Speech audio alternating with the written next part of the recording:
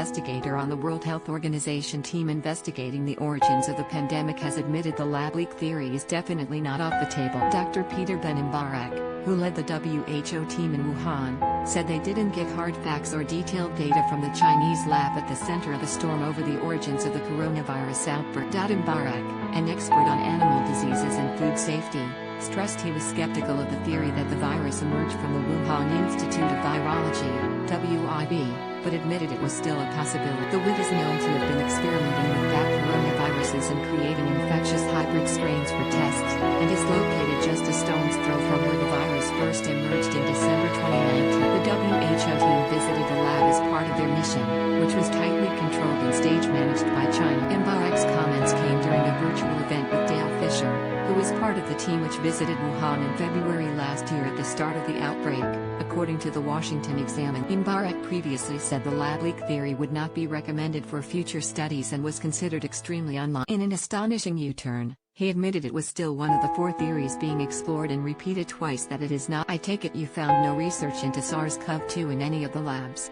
It's hard to imagine how it could leak if they don't even have it. Exactly, but of course, as I said, we didn't do an audit of any of these labs, so we don't really have hard facts or detailed data on the work done, but from what was presented both for and against these hypotheses, mind you, those claiming that it can only be due to a laboratory accident or leak have not been able to put any pieces of evidence on the table, so it's very difficult to act and plan forward with on claims. Fisher asked, did you really confirm that there was no such SARS-CoV-2 virus in any of the labs? There were no sick staff. How much did you go into that?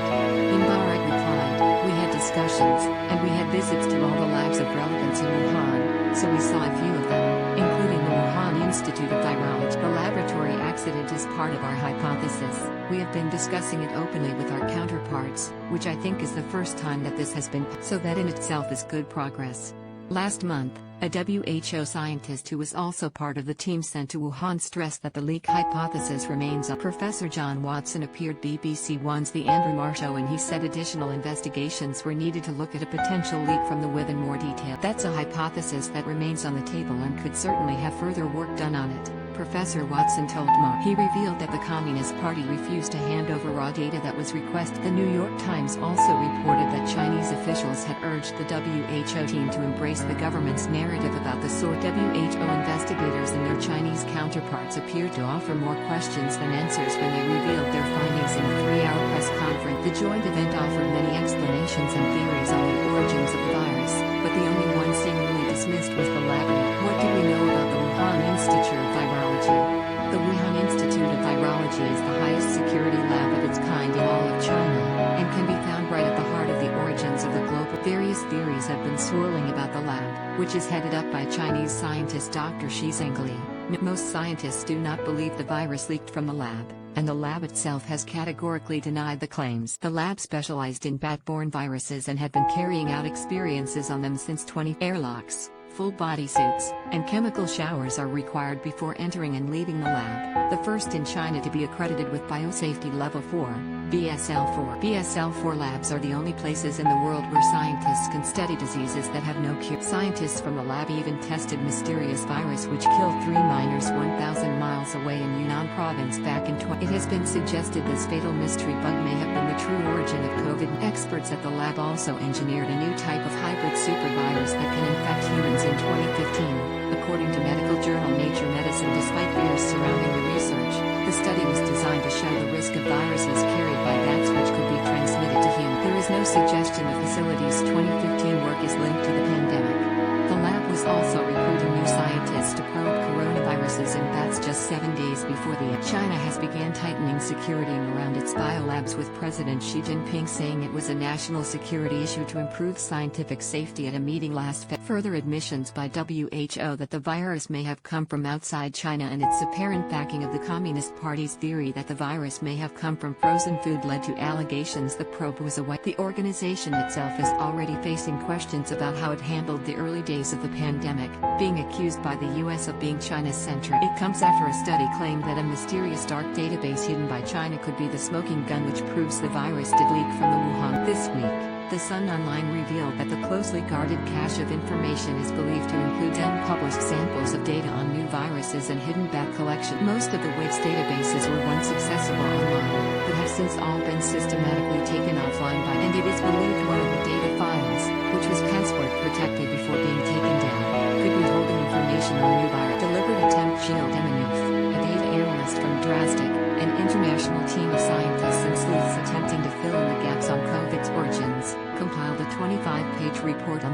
databases. He told The Sun Online he considers it definitive proof of a deliberate attempt at a cover-up by China. The removal of access to basically all the virus databases of the WIV, around 15 of them, cannot be described as anything other than a deliberate attempt to prevent a proper investigation based on facts and hard data, he said. The WIV has previously insisted any data removed from their online archives was done so due to fear of cyber attack. U.S. intelligence officials continue to push the accidental lab leak theory, and a recent report by NBC even cited the missing databases as a key part of the puzzle. China and the lab have always furiously denied any allegations of a possible. Zheng Guan, a chief epidemiologist at the Chinese Center for Disease Control and Prevention, even urged the WHO to probe a U.S. bioweapons lab for allegedly leaking code. The United States has biological laboratories all over the world. Why does the United States have so many laboratories?